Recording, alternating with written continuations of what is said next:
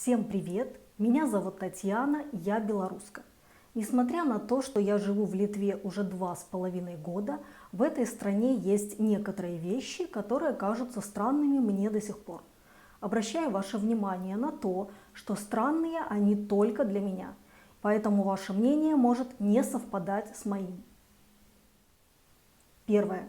Рынки в Вильнюсе начинают и заканчивают работать очень рано. С 6-7 часов утра до часа-2 дня. В Беларуси же рынки работают с 10-11 часов утра до 4-5 часов. В выходные это особенно удобно, так как можно поспать подольше, а потом не спеша собраться и поехать на рынок. В Вильнюсе же, как я понимаю, на рынке приезжают оптовики из других городов, закупают товар и быстренько едут обратно в свой город, чтобы в этот же день там его продать.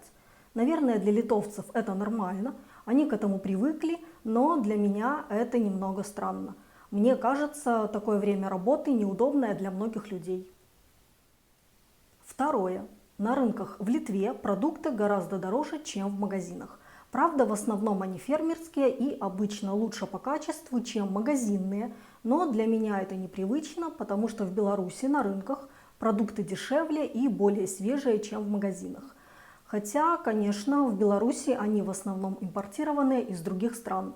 Вот такая разница. Третье. Продавцы в Литве на рынках работают на улице и летом, и зимой. Бедные люди. В Беларуси же каждый год уличная торговля берет перерыв с 1 декабря до первых чисел марта. Таково требование санитарных служб. В мороз на открытом воздухе не соблюдается температурный режим. Хотя продавцы и стараются сохранить свой товар в тепле, укутывая овощи, фрукты, покупатели все же жалуются, что они подмороженные, водянистые и невкусные. Четвертое. В литовских магазинах цены на продукты могут быть указаны за килограмм, за полкилограмма и за штуку. Поэтому надо смотреть внимательно, когда что-то покупаешь. Для меня это странно. Зачем такие сложности? Пятое. Различные акции и скидки в литовских магазинах могут действовать только при покупке одного товара, но чаще при покупке 2-3 одинаковых товаров, поэтому надо быть внимательным, если в вашей стране такого нет. В противном случае вы рискуете заплатить полную стоимость. Хорошо то, что многие кассиры обращают на это внимание. Шестое. Уже не раз в своих видео я говорила о лесах в литовских городах. Для меня странно, что это не парки, а именно леса. Я понимаю, что литовцы стараются сохранить флору и фауну, но мне кажется, в парках гораздо удобнее гулять и вообще красивее. Седьмое. Еще в литовских лесах в городе часто можно увидеть различных диких животных.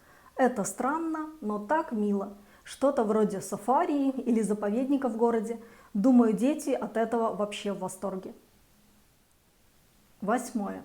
На праздники в Литве нужно вывешивать национальный флаг с 7 часов утра до 10 часов вечера. В частном секторе обязательно самим вешать флаги на дома, а в многоквартирных домах на фасаде флаг вывешивает администратор здания. Флаг должен быть чистым, не выцвевшим, а цвета расположены горизонтально. Сверху желтый, посередине зеленый, внизу красный. За нарушение правил вывешивания флагов физическим и юридическим лицам грозят штрафы от 10 до 16 евро. Раньше я думала, что вывешивание флагов – это желание самих литовцев, но нет.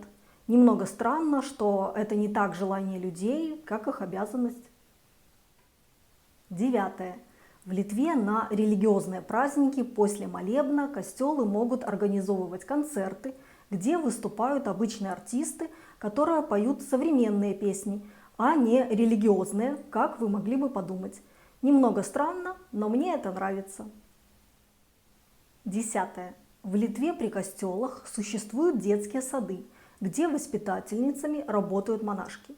Думаю, религиозным людям это нравится. Но для меня это все еще странно. 11.